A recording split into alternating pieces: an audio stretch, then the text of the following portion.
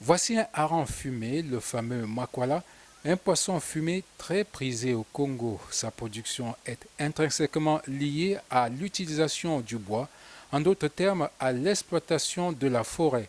La production de ce poisson a déjà ruiné la mangrove au large de Pointe-Noire, la capitale économique. Il faut désormais prélever du bois dans les forêts environnantes, dans le Mayombe ou le Kwilu.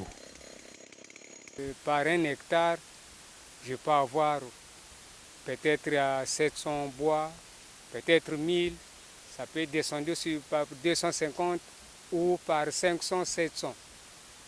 Mais plus sûr, en un mois, je peux faire 3000 mètres sur 100. Jusqu'à présent, l'on ne sait pas avec exactitude la quantité de bois à prélever pour fumer le poisson, mais une étude de la Banque mondiale datant de 2009 révèle qu'au Congo, 500 000 mètres cubes de bois sont prélevés chaque année et la moitié, c'est-à-dire 250 000 mètres cubes de bois, est utilisée dans la production du charbon, du bois de chauffe ou alors pour fumer du poisson. Mais le business ici, c'est le mois de charbon, de la pêche, du bois de chauffe. Au village et le ville, c'est pas compris, c'est pas la même façon. Le ville, c'est moins un peu léger, mais le village, c'est dur.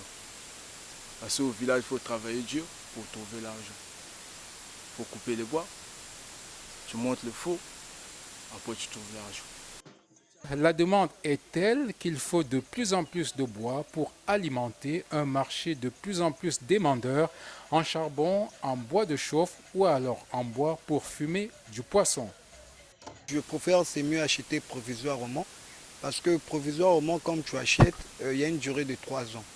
Le temps que tu vas exploiter vos bois qui se trouvent dans la forêt, ça pourrait aussi vous permettre en moins d'un mois d'aller encore réacheter une deuxième brousse pour pouvoir tourner. Toujours est-il qu'il y a un lien étroit entre quantité de poissons à fumer et consommation de bois.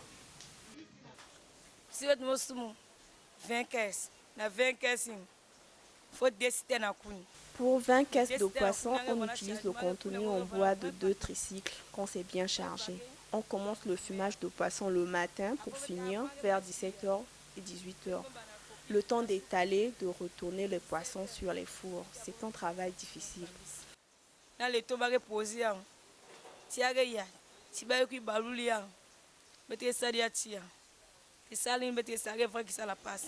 Tout est fonction de la quantité et de la grosseur du poisson. Quand il s'agit de gros poissons, ça consomme assez de bois. Mais quand ce sont des petits poissons, ça consomme moins de bois.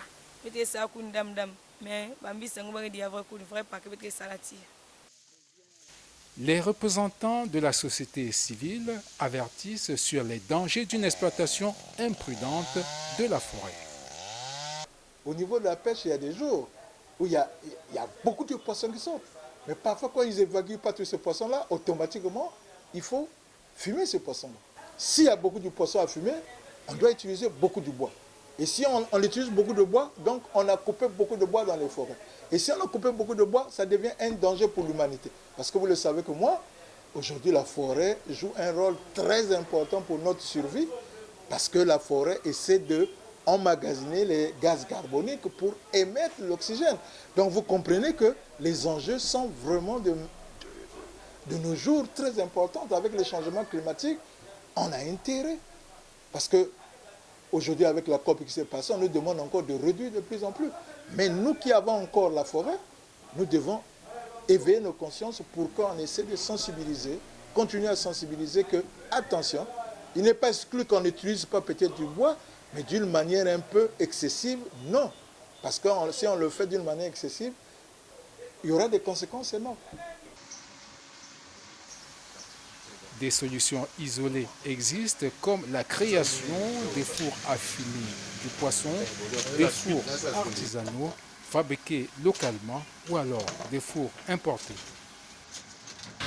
L'équipement que vous voyez, c'est un fumoir moderne à injection de fumée et d'arômes, dont le combustible principal est le gaz, mais qu'on peut varier les arômes. On peut fumer avec n'importe quel arôme, le citron, le gingembre, le bois de chauffe, pour pouvoir donner au produit fini la senteur que nous souhaitons. Donc aujourd'hui, nous sommes en train de faire un essai avec vous, d'ailleurs, du fumage du poisson silure avec le bois de chauffe en fait. On veut donner au poisson la senteur ou l'arôme de bois de chauffe, ce qui est une arôme déjà traditionnelle, connue par, et qui rentre dans l'habitude culinaire des Congolais. On peut faire entrer plus de 300 kg de produits dans ce fumoir. Donc ça peut fumer autour de 300 kg de poisson par heure. C'est le temps de fumaison qui est beaucoup plus court. Ici, en 1 heure, on peut déjà avoir des produits fumés et séchés. Par contre, avec les techniques de fumage traditionnelles, vous savez, ça prend des jours. Les autorités n'ont pas encore mené d'études sérieuses pour évaluer l'impact de l'exploitation du bois pour fumer du poisson. Néanmoins, beaucoup de chercheurs sont formels et ils mettent en garde en disant que l'exploitation informelle de la forêt a plus d'impact sur la dégradation de l'environnement.